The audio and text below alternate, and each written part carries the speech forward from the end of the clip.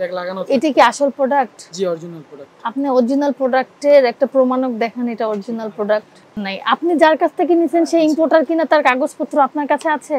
না, এটা তো। তাহলে আপনি কিভাবে জানলেন যে আপনাকে দিছে সে আপনাকে অথেন্টিক প্রোডাক্ট দিছে?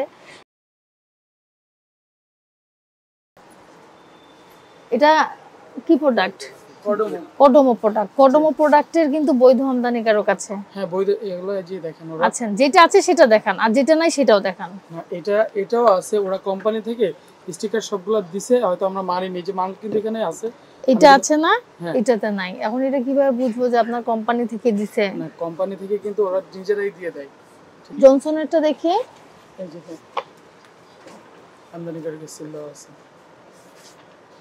আবার কেটে নাই।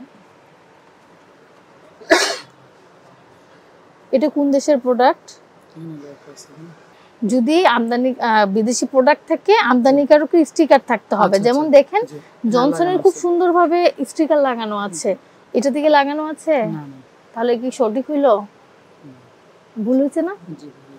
বুঝতে পারছেন কি ধরনের ভুল হতে পারে? আরেকটা বিষয় হচ্ছে এগুলো নকল হওয়ার চান্স থাকে। আমদানিকারকের সিল থাকতে হবে। অবশ্যই থাকতে হবে। এটা তো নতুন না, এটা অনেক আগে থেকেই আপনারা জানেন।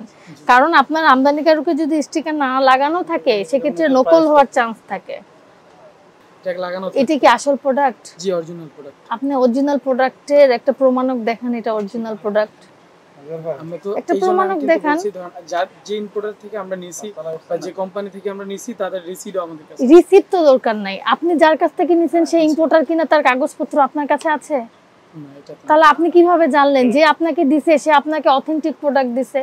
যে অথেন্টিক প্রোডাক্ট দিবে তার অবশ্যই সমস্ত তথ্য, ডকুমেন্ট তথ্য আপনার প্রোডাক্টের গায়ে লেখা থাকবে। কেউ যদি অভিযোগ করে আমরা সেই ঠিকানায় গিয়েও ধরতে পারবো। সে যদি অথেন্টিক প্রোডাক্ট না দেয় তার গোপন রাখবে, তার ঠিকানা গোপন রাখবে, তার তথ্য গোপন রাখবে। আপনাকে সে প্রোডাক্ট বিক্রি করছে, একটা কাগজে রিসিপ্ট দিয়ে দিয়েছে, কিন্তু সে যে আমদানিকারক বা সে আমদানি করেছে তার তথ্য প্রোডাক্টের গায়ে লেখা থাকবে। সেটা কি আছে? তাহলে তো আপনি তো বিক্রি করতে পারবেন না। এভাবে করতে পারবেন না? করতে পারবেন না। যেটা বৈধ আমদানিকারক, যেখানে তথ্য সঠিকভাবে থাকবে, যেখানে মূল্য লেখা থাকবে, সেটাই বিক্রি করবেন। তাছাড়া অন্য যেগুলো প্রোডাক্ট সেগুলো বিক্রি করবেন না। এই যে দেখেন, এই যে জুতাটা মেড ইন চায়না লেখা আছে, বাচ্চার জুতা। এখন কত টাকায় বিক্রি করবেন? মূল্য লেখা নাই, প্রাইস বলা থাকে। কিন্তু এটা যখন আপনি ভিডিও তো থাকে, কিন্তু যখন সরাসরি কিনতে আসতেছে তখন তো তাকে দেখে নিতে হবে আসলে প্রোডাক্টটা চায়নার কিনা, আসলে প্রোডাক্টটার মূল্য 200 টাকা কিনা। নাহলে তো সে ঠকবে। সে যে আপনাকে অবশ্যই প্রোডাক্টের গায়ে মূল্যটা লেখা থাকতে হবে, সেটা একটা বিষয়। আর যেটা যদি বিদেশি প্রোডাক্ট হয় সেক্ষেত্রেও আপনাকে প্রোডাক্টের গায়ে বিদেশি যে আমদানিকারকের যে তথ্য সেটা সম্বলিত সবকিছু ডকুমেন্ট থাকতে হবে। বলেন, এটা কি ভুল হয়েছে না কি হয়েছে? কি করতে হবে আপনাকে এখন বলেন?